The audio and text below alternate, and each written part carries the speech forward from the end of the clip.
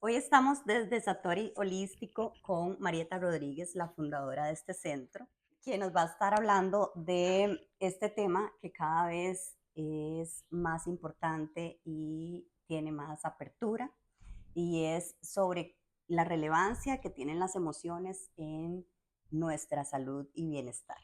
Marieta, ¿cómo estás? Muy bien, por dicha. Muchas gracias. Yo creo que ha cambiado bastante el tiempo, ¿ah? Porque cuando yo comencé hace muchos años, 40 años para ser específicos, las emociones eran vistas como algo separado de la salud física. Aún hoy, y esto es interesantísimo, aún hoy, vos vas a donde un médico y el médico te va a hablar qué te está pasando físicamente. Aún dentro de su propia formación nos incluye el tema emocional. Ahora, una diferencia importante, muy importante, es, Meli, que no es cualquier emoción. O sea, no es que yo tengo emociones, estoy alegre, triste, enojado o feliz, y eso va a tener una consecuencia en mi salud física. Okay. En realidad, yo necesito comprender y aprender a abstraerme de lo que estoy viendo y comenzar a ver la vida de una manera diferente. Antes, hace 40 años, hablar de que éramos energía era bastante extraño. La gente te volvía a ver con cara de locura. Hoy por hoy eso es diferente, Meli. O sea, la ciencia dice cada día más somos energía, pero ¿eso qué significa? Y aquí vamos a meter medicina, física, ciencia, premios Nobel. Okay. ¿Qué significa? Significa que si nosotros verdaderamente nos abstraemos de lo que hemos visto, lo que nosotros interpretamos hoy que es la realidad, y nos quitamos esos anteojos y nos ponemos unos anteojos más modernos, más actuales, más científicos, lo que vamos a ver es campos de energía. Si vemos campos de energía, y aquí esta parte es importantísima, vos y yo no estaríamos separadas, vos y yo estaríamos unidas, ¿ok? Pero también estaríamos unidos a esta biblioteca, que también es un campo de energía, y aquí está lo importante. Y estos libros, de acuerdo a lo que sean, también son campos de energía de diferente tipo. Okay. Ajá, ¿Ok? Entonces, sí. Si yo tengo un libro de terror aquí, eso va a tener un campo de energía que va a impactarme de una manera diferente. O sea, vibran diferente, Vibran básicamente. diferente, ¿ok? Si tengo un libro de amor y paz, va a tener una vibración diferente. Si tengo una foto de mi padre, como esta que está aquí, a quien yo veo con amor, yo cargo con mi propio amor esta fotografía, y esta fotografía, por los componentes de su materia y por el campo de energía que es, va a albergar o no va a albergar esa energía que yo le pongo. Claro. Yo pongo a Ganesha aquí, y si yo soy una hindú que cree en esto y que le da un lugar y honra esto es una figura sagrada. Si yo no sé qué es un chunchito. ¿Me explico? Sí. Cualquiera de las dos no es ni una ni buena ni mala. Entonces, cuando yo comienzo a darme cuenta del impacto que tiene esto en la visión que nosotros tenemos de la realidad, nuestro mundo cambia completamente. ¿Por qué? Porque además hay cosas que se vuelven fundamentales y cosas que se vuelven muy importantes, como por ejemplo, Meli, el hecho de que Benjamin Libet, que es un hombre, un científico que ya murió, creo que murió en el 2007, logra probar que hay un campo de energía fuera de nuestra cabeza física, que es un campo de información, hoy se llama un campo de información, y ahí forma parte o ahí está nuestro inconsciente. Y nuestro inconsciente es el almacén, el que guarda todas las memorias, los recuerdos, las emociones y las codificaciones que tenemos. Esas emociones pasan al cerebro, que es la parte más densa de nosotros, y del cerebro se genera una información que baja al sistema nervioso central y periférico y tiene una respuesta.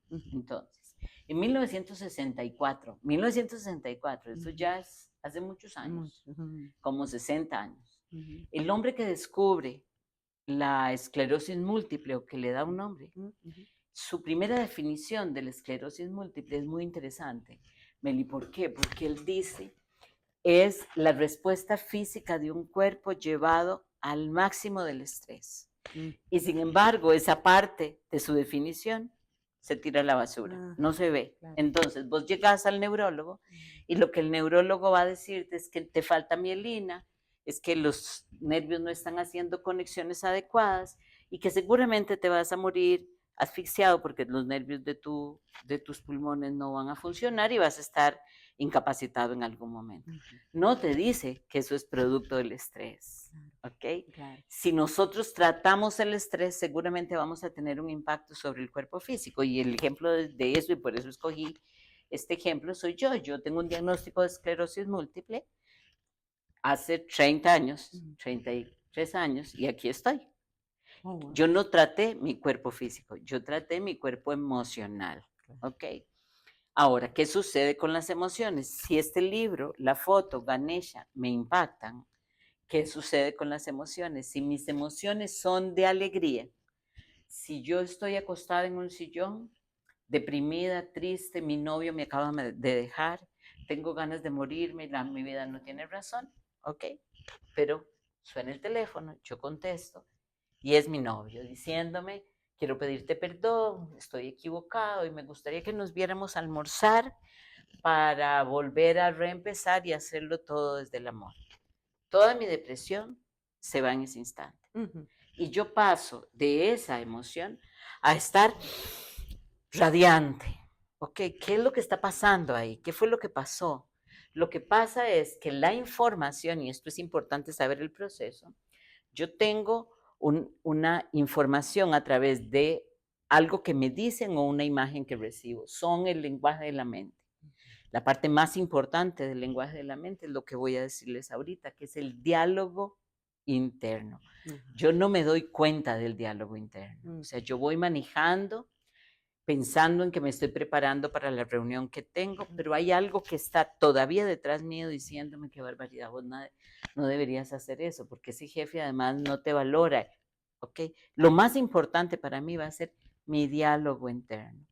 Benjamin Libet, de quien les hablaba, logra demostrar que nosotros tenemos solamente el 5% de la razón, el 95% es inconsciente. O sea que quien me controla es mi inconsciente, ¿ok? Claro. Ese inconsciente es el que controla el diálogo interno, ¿ok? Y la codificación que se da en el inconsciente, que es este almacén, es el ego con una emoción asociada básica, que es el miedo. Ya les voy a explicar esto.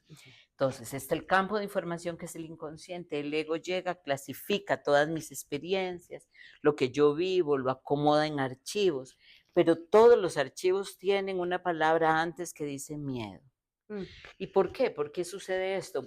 Bastante, para alguien como yo, que trabaja en esto, es cómodo y fácil. No todo el mundo lo tiene tan claro, pero el ego es la respuesta mía, mi respuesta, que yo escojo poner cuando tengo mi miedo esencial. ¿Y cuál es mi miedo esencial? Mi miedo esencial es en el momento en que dejo de ser parte de la totalidad y entro en el vientre materno, ¿ok? Y comienzo a gestionarme y a atraer mi campo físico para vivir en él.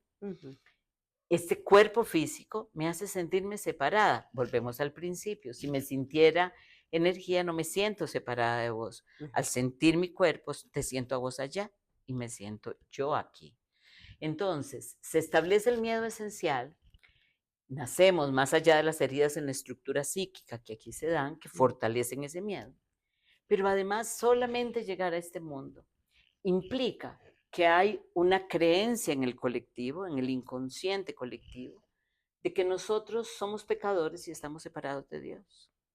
Entonces, estos tres elementos, el miedo, más el pecado y la separación de Dios, ¿y por qué? Porque algunas religiones lo dicen específicamente, como la católica o los cristianos, pero los hindúes, los budistas, que fui budista durante mucho tiempo, también, porque parten del hecho de que yo tengo que hacer algo para que Dios me vea agradable, para formar parte de Dios. Si yo tengo que hacer algo, es que así como estoy, no estoy bien. ¿Me explico? Entonces, esta sensación que es colectiva, más la creencia en el pecado que es colectiva, más el miedo esencial que cada uno lo vive de alguna manera, generan un caldo de cultivo para que yo entre a la vida con mucho miedo y con un profundo deseo de no ser excluido por Dios, no ser excluido por mi familia, de pertenecer. Yo siento que mi sobrevivencia va a depender de mi pertenencia al clan. Si mi clan me acepta, yo sobrevivo. ¿Ok? Entonces, ¿qué pasa con esto? Aunque seamos niños, tenemos un papel tapiz emocional que codifica todo lo que nos pasa. Y aquí viene lo que te decía en un principio de que no son todas las emociones las que van a generar una reacción en el cuerpo. Aquí vamos a hablar específicamente de el momento del nacimiento, la gestación, desde la gestación hasta los 7 años. Ahí se va a formar el trauma. ¿Qué es el trauma? Porque es el trauma el que genera después una condición física. ¿Okay? El trauma es, y esto quiero ser bien incisiva en esta descripción, es la interpretación personal que yo hago de ciertas vivencias. ¿Ok? Yo voy al kinder, como Santi, que está en la escuela, ¿ok? Y veo otros niños y veo que esos otros niños tienen, se me ocurre, una mamá que les hace cariñito en la cabeza y Santi se pone y piensa, mi mamá no me hace cariñito en la cabeza. Y vos vas a decir, pero le hago, lo abrazo, duermo con él, pero no le hace cariñito en la cabeza. Y entonces, cuando él ve que mamá no me hace cariñito en la cabeza, y no es como en tu caso, que hay una compensación, sino que tengo en casa una mamá que no me hace cariño del todo.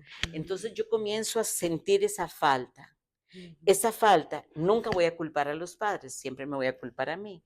Y me voy a decir, yo tengo algo de malo que hace que mis padres no me den ese afecto y esa atención. Yo no necesito eso para sobrevivir, pero creo que lo necesito porque en comparación otros lo tienen y yo no. Por eso es que yo digo que la entrada al kinder es lo peor que nos pasa, porque antes de eso nos sentimos bastante completos con los padres que tengamos, los que sean. Pero cuando entramos al kinder comenzamos a compararnos con nuestros iguales. Entonces, ¿qué pasa? Si esa falta es demasiado grande, si es demasiado profunda, si es demasiado fuerte, se va a establecer una herida traumática. ¿Ok? Yo sí, sigue mi vida, Meli, y yo sigo sintiendo esa carencia afectiva, pero bueno, entré al colegio, a la escuela, eso va a ir cogiendo colores ahí como cuáles, como que me voy a pelear mucho con mi mamá y mi papá, porque es mi manera de decirles ustedes no me quieren. Si tengo un hermano perfecto, peor, porque entonces yo me voy a portar muy mal para que ellos me pongan atención. Okay. Llego a la adultez, no sé, tengo 30, 35, 40 años y estoy casada y un día le pregunto a mi esposo, ¿vos me crees? Es que nunca me has dicho que me querés. ¿Ok? Y mi esposo no me pone atención. Y entonces yo comienzo a decir qué le pasará, dónde estará, con quién andará. Comienzo a crearme un escenario, ¿ok? Que comienza a cargarme de resentimiento, de dolor, de malestar, que no tiene que ver con ese momento, ni tiene que ver con mi esposo, ni tiene que ver con nada de lo que está pasando en este momento. Tiene que ver con aquel trauma, aquella carencia que yo tenía atrás, que se activa en diferentes momentos de mi vida y que se va haciendo más profunda. Y si yo además de eso nunca me siento con mi esposo a hablar, nunca le digo a mi esposo, mira, me siento así, eso se va quedando dentro de mí, ese resentimiento se hace cada vez más profundo, comienzo a sentirme que no soy atractiva, que no le gusto, que no soy buena como mujer y de pronto me aparece un cáncer de mama. Entonces, para que las emociones terminen en una condición, porque es una condición de bloqueo o desarmonía en el cuerpo, se necesita que antes se haya establecido un trauma para que ese trauma tenga el suficiente peso para que más adelante esa emoción coja el color que coge. Ok, entonces podemos decir que una emoción se establece, digamos, ¿verdad? Tiene su base y conforme se va repitiendo en el tiempo y en diferentes vivencias que tenemos, esta emoción se puede manifestar en nuestro cuerpo. Exacto. La condición necesaria de esa emoción es que sea suficientemente profunda para ser traumática. Ahora, hay traumas físicos, pero hay traumas sociales, Meli. ¿Ok? El tema de Gaza, el tema de la guerra, es un tema traumático. O sea, todos los participantes de la guerra, todos, incluyéndonos, por eso es que todos somos responsables, todos tienen dentro de sí la sensación de que si ellos no tienen razón, de que si ellos no tienen ese pedazo de tierra, de que si ellos no dominan al otro, ellos nunca van a obtener aquella atención que según ellos les fue quitada, arrebatada durante su niñez. Entonces es muy particular porque entonces vos podés decir que las guerras, los conflictos, no importa la apariencia política que tengan, no son más, Meli, que un juego de niños. ¿Ok? Claro. Nuestros problemas son nuestros niños heridos que salen a vivir sus vivencias, valga la redundancia, de una manera diferente. Lo más loco de todo esto es que hay un científico que es un estudio reciente que se llama Gregory Mantle, creo que es, no me haga mucho caso, no me acuerdo muy bien de los nombres, pero él descubre algunas cosas interesantes y una de ellas es que el universo es una conciencia colectiva, autorreguladora y autocompensadora, y es autosostenible. Y establece que todo lo que sí existe, en realidad, es parte de esa conciencia, incluyéndonos, que somos autorreguladores, autocompensadores y autosostenibles. ¿Y por qué esto se vuelve importante en este momento? Porque quien condiciona el funcionamiento de la conciencia sistémica de mi familia o de mi conciencia en mi propio sistema son las emociones y las vivencias que yo haya tenido. Lo que me hace compensador es que si a mí yo siento que me quitaron todo, que mi madre se murió a mis 3 años, que mi papá me quitó los juguetes para dárselos al hijo de la esposa nueva de él.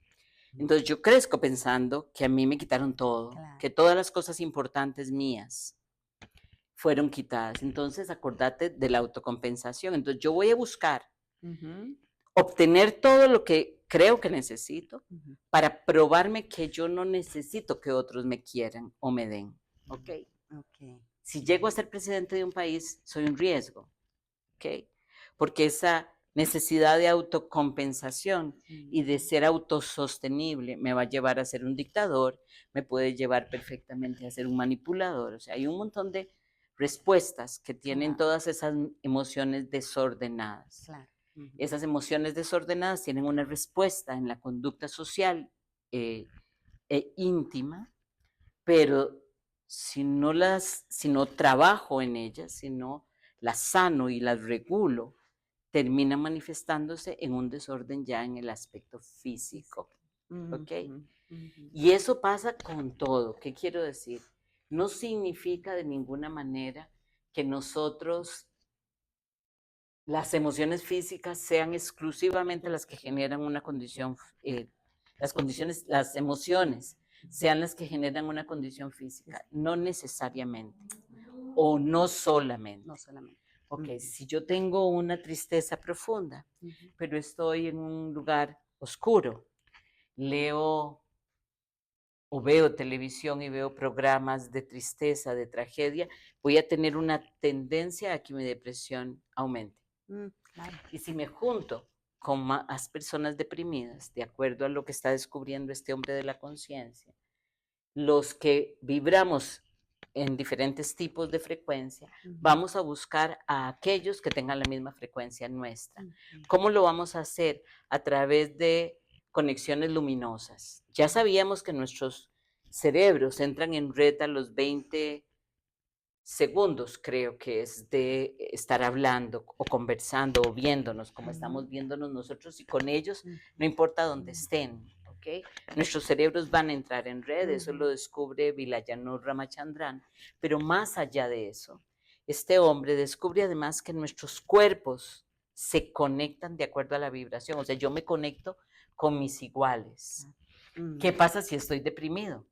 Mi tendencia va a ser a conectarme con deprimidos. Y eso lo que va a hacer es que la depresión aumente. Y entonces yo comienzo a tener una depresión severa, se me ocurre, y puedo desarrollar una enfermedad autoinmune, que son las enfermedades autoinmunes, son el resultado de los duelos no resueltos, de las pérdidas, de los momentos difíciles. Entonces desarrollo una enfermedad autoinmune, pero si vos vivís conmigo y tenés la misma condición, tarde o temprano vas a tener la misma condición que yo o una parecida, otra enfermedad autoinmune. ¿Okay? Y no pasa solo ahí, sino que yo de pronto me embarazo y tengo un hijo. Y como yo no resolví mi tema, mi hijo va a nacer y yo, por esa misma conectividad que tenemos, voy a pasarle a mi hijo mi tema sin resolver. Entonces, la ciencia va a decir tradicionalmente que es genético. Hoy se sabe que las enfermedades genéticas son nada más el 5% y no se está claro de eso, pero sí es vibracional. O sea, claro, es tan importante sanar nuestras emociones porque si nosotros logramos hacernos cargo de nuestro espacio emocional, estamos modificando nuestro campo físico, estamos modificando nuestra familia y estamos modificando nuestra sociedad. Nuestro entorno, claro. Okay. Hay un hombre que realmente sí ni me acuerdo de cuál es el nombre. Está trabajando mucho. Yo estoy trabajando, tratando de enseñarle a la gente a tener conciencia de bienestar y felicidad. Este hombre está trabajando muchísimo en que vayamos desarrollando la conciencia del bienestar. ¿Qué quiero decirte? Su argumento, que es muy parecido a lo que yo pienso, y es que nosotros vivimos en una sociedad que fomenta el sufrimiento y el dolor, porque si estamos con sufrimiento y dolor somos mejor gobernables, somos más gobernables. ¿Ok? Y hay una tendencia a la carencia, ¿verdad? Todo favorece la carencia. O sea, la carencia, el miedo y el sufrimiento. A pesar de que nos dicen constantemente que todo es para que seamos felices, ¿ok? Sin embargo, si ustedes se detienen donde sea que estén, se van a dar cuenta de que la felicidad es algo que no tiene que ver con el dinero ni con lo que se tenga, sino que tiene que ver con las cosas que no se ven. ¿Qué quiere decir que no se ven? Quiere decir que es algo intangible, pero que se está pasando. ¿Okay? Y la felicidad tuya no es mi felicidad. Total. ¿Ok? Totalmente, sí. Pero si nosotros nos damos cuenta, y eso es el trabajo, si nosotros respiramos profundo en este instante y solo nos recostamos aquí, nos vamos a dar cuenta que en este momento ya estamos felices. ¿Ok? No hace Entonces, falta nada. la propuesta de este hombre es que comencemos a tomar conciencia de felicidad. O sea, que cada tanto tiempo durante el día yo me detenga y observe que ya estoy bien. Si yo logro colocar la conciencia suficiente en el bienestar y la felicidad, esta se va a ir aumentando en mi vida. Y si se aumenta en mi vida y yo aumento mi paz, como soy al mismo tiempo que un campo de energía, un dínamo atractor, que atrae, y estoy en paz, voy a atraer todas las cosas buenas de la vida. Entonces, es un proceso muy simple, si te das cuenta, y es solo detenerte, respirar profundo, ir adentro tuyo y decir, mira, yo estoy bien.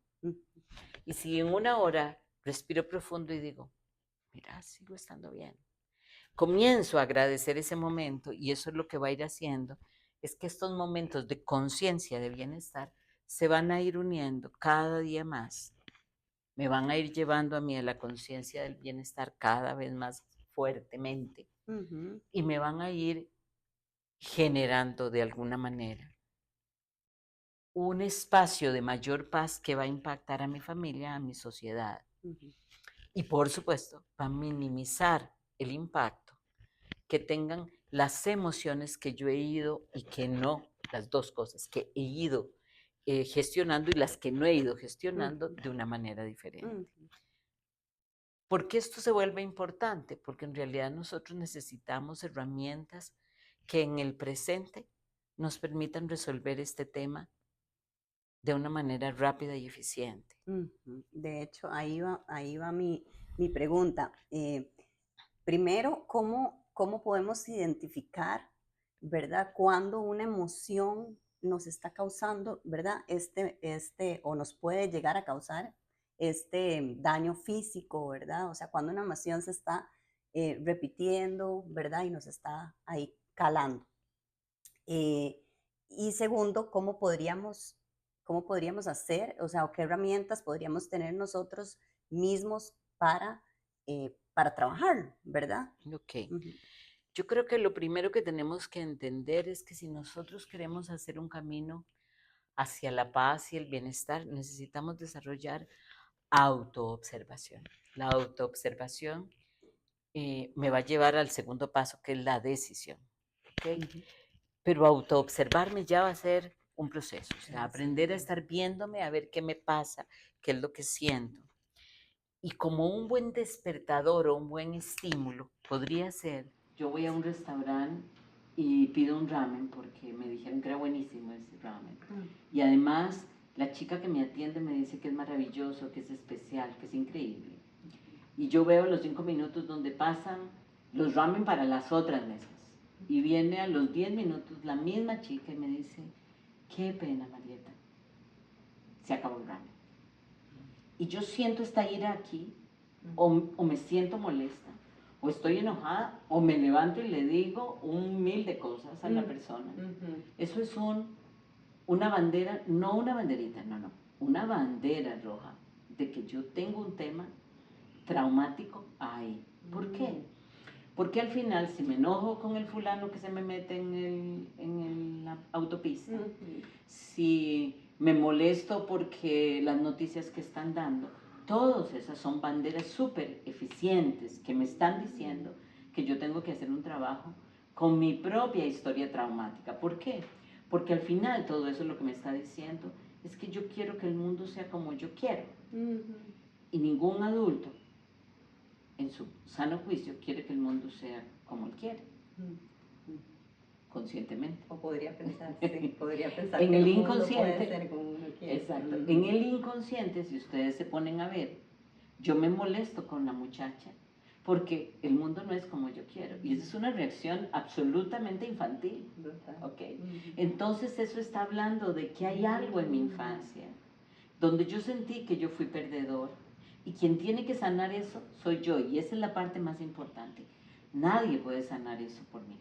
No hay una pastilla para el trauma, no hay una pastilla para el abandono, nada de eso pasa.